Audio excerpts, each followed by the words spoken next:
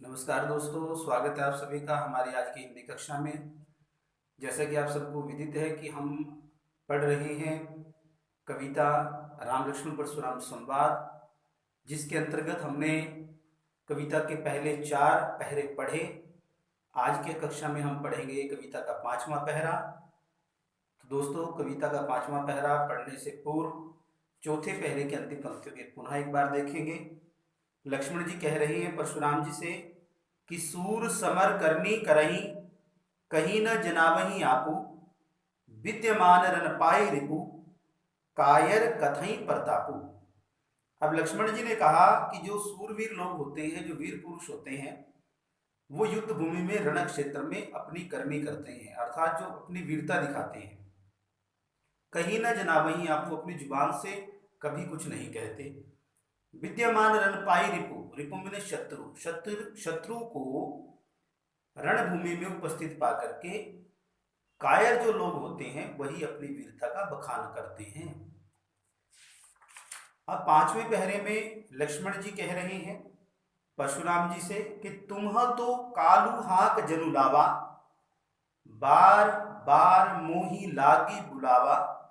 कि तुम्ह तो अर्थात तुम तो, परशुराम जी से कह रहे कि हे परशुराम जी, तुम तो कालू हाक जनुलावा, कालू मैंने काल अर्थात जो मृत्यु का देवता है, मुझे ऐसा लग रहा है कि आप जो है काल को, मृत्यु को, देवता को हाँक करके ला रहे हो और बार बार मोही लागी बुलावा, तुम मेरे लिए जो है उस काल के देवता को बार बार बुला रहे हो। कहने का भाव क्या है कि तुम बार बार जो है मुझे मारने की धमकी दे रहे हो, मुझे डरा रहे हो कि मैं तुम्हें मार दूंगा।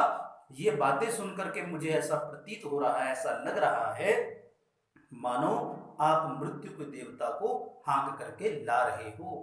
हाँकना क्या होता है? आगे आगे चलाना, अर्थात मृत्यु का देवता जो है वो आगे आगे चल रहा है और परशुराम जी पीछे से उसको हाँक रहे हैं, ऐसा लक्ष्मण जी को कहते हैं।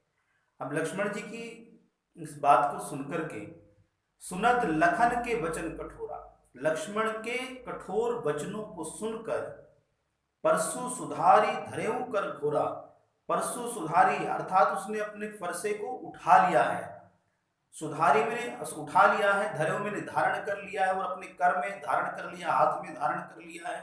और घोर स्वरूप जो है, एक डरावना स्वरूप, या उसको ये कह सकते हैं कि जब वो मारने के लिए उसको तत्पर हुआ, तैयार हुआ, तो एक डरावना दृश्य जो है प्रस्तुत होता है। इस प्रकार की स्थिति होती है। अब जनी और परशुराम जी ये वेश धारण करके हाथ में परसा उठा करके क्या कहते हैं? कहते हैं कि अब जनी दई दोषु मोही लोगु, कि अब जो यहाँ लोग बैठे हैं वो मुझे दोष नहीं देंगे और इसे मारने पर मुझे पाप नहीं लगेगा, मुझे कोई दोष नहीं लगेगा, मुझे कोई दोषी नहीं समझेगा। क्यों नहीं समझेगा? क्योंकि कटुवादी बालकु बदजोगु, कटुवादी मैंने कड़वा बोलने वाला, बालकु मैंने यह बालक, बदजोगु मैंने वध के योग्य है, अर्थात मरने के लायक है, इसकी मृत्यु जो है वो निश्चित है।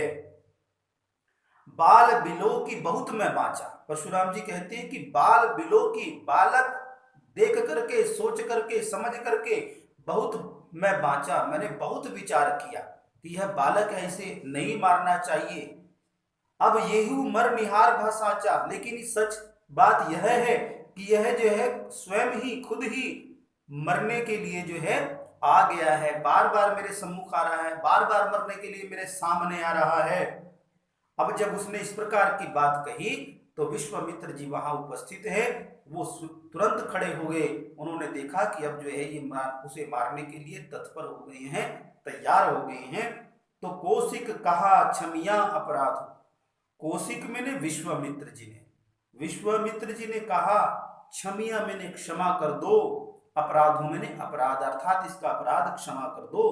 बाल दोष गुण गणई न साधु, बाल दोष बालकों के दोषों को, गुण गुणों को, गणई न, गणई मैंने गिनते नहीं है, साधु साधु जो है वो बालकों के गुणों को और दोषों को नहीं गिनते हैं, इसलिए आप इसे क्षमा कर दें। परशुराम जी क्या कहते हैं कि खर कुठार में अकुरन को ही, कि खर कुठार में बहुत बुरा हूं, कुठार में कठोर हृदय वाला हूं, मैं अकुरन को ही, मेरे भीतर दया का भाव नहीं है। अकुरन करुणा से रहित, अर्थात मेरे भीतर दया नहीं है, करुणा नहीं है। को ही मैं अत्यंत क्रोधी प्रवृत्ति का हूं, आगे अपराधी गुरुद्रोही। और ये सब होने के बाद मेरे सम्मुख, मेरे सामने मेरे गुरु का द्रोह करने वाला उपस्थित है, खड़ा हुआ है। उत्तर देत छोड़ो बिनु मारे, मैं उसका प्रत्युत्तर नहीं दे रहा हूं, उसको उत्तर नहीं दे रहा हूं जो कुछ उसने मुझे कहा है। छोड़ो बिनु मारे, मैं इसे बिना मारे छोड़ रहा हूं, केवल कौशिक शील तुम्हारे। कि हे विश्वामित्र, हे कौशिक, मैं केवल तुम्हारी सहनशीलता के कारण, तुम्हारे शील गुणों के कारण इसको जो है जीवित छोड़ रहा हूं। नाता यही काटी कुठार कठोरे, नाता नहीं तो यही मैंने यहां यही काटी, काट देता। कुठार मैंने कुल्हाड़े से, कठोरे मैंने कठोर रूप से, अपने कठोर कुल्हाड़े से जो है मैं यही इसको मार देता, इसके टुकड़े टुकड़े कर देता। और गुरही उरिन होते ही श्रम थोरे, गुरुही, गुरुही मैंने गुरु के, उरिन मैंने उरिन होना, यानी उरिन का मतलब होता है कर्जे से मुक्त हो जाना। होते ही हो जाता, श्रम थोड़े, श्रम मैंने थोड़े से परिश्रम करने से ही मैं अपने गुरु के ऋण से मुक्त हो जाता। अब जब परशुराम जी ने ये बात कही तो विश्वामित्र जी जो है अपने मन में जो बात सोच रहे हैं, उनके मन में जो बात है उस बात को यहाँ पर लिखा गया है। अब ये बात जो है विश्वामित्र जी मन में सोच रहे हैं, उनको कहा नहीं है। मन में सोच क्या रहे हैं वो सुनिए ध्यान से। गाधी सुनु कह हृदय हसी, मुनि हरि हरे सूझ, अय मैं खांड न ऊख में, अजहू न बूझ अबूझ। अब गाधी सुनो, गाधी सुनो, गाधी का जो पुत्र है, गाधी का जो पुत्र है कौन, विश्वामित्र, उन्होंने उनकी बात को सुना और कहा हृदय, अपने मन में ही कहा, उनसे नहीं कहा, कहा हृदय, अपने मन में ही कहा। ये मन में विचार किया और हंसी, और मन में ये सोचते हुए, विचार करते हुए हंस रहे हैं कि मुनि हरि हरे सूझ, कि मुनिवर को अर्थात परशुराम को हरा ही हरा सूझ रहा है, हरा ही हरा दिखाई दे रहा है। अर्थात जैसे पहले समय था, क्षत्रिय लोग जो है उनसे डरते थे, अब वो समय नहीं रहा, लेकिन मुनिवर जो है आज भी उनको हरा ही हरा सूझ रहा है, वो पहले जैसे क्षत्रिय इनको समझ रहे हैं। अयमय खांड न ऊख में, अयमय का मतलब होता है लोहा, खांड में होता है चीनी, खांड जो चीनी, सुगर जिसको हम कहते हैं। अयमय खांड न ऊख में, अजहू न बूझ अबूझ। अयमय खांड, लोहे, लोहे की खांड में चीनी है ये लग रहा है इसको ना। ऊख में, ऊख में का मतलब होता है गन्ना, ऊख में का मतलब क्या होता है, गन्ना, अर्थात गन्ने से चीनी बनाई जाती है। तो कवि कहता है कि ये गन्ने से बनी हुई खांड नहीं है जो मुंह में रखते ही पिघल जाती है। ये क्या है, लोहे की बनी हुई खांड है, लोहे की से बनी हुई खांड है, अर्थात ये मजबूत है, टूटने वाले नहीं है। अजहू न बूझ अबूझ, और इस प्रकार की बात जो है वो सोच विचार नहीं कर रहे हैं, वो अपने मन में इस प्रकार की विचारधारा नहीं लेकर के आ रहे हैं, ऐसा नहीं सोच रहे हैं। तो ये था हमारा आज का 5वां पहरा जो हमने पढ़ा। उम्मीद करता हूं आपको समझ आ गया होगा। पिछले जो 4 पहरे हैं हमने पढ़े, उनका जो लिंक है वो मैंने डिस्क्रिप्शन में लिख दिया है, वहां से आप जो है समझ सकते हैं उन पहरों को। और यदि आपकी कोई समस्या है तो आप कमेंट बॉक्स में लिख करके जो है मार्गदर्शन ले सकते हैं।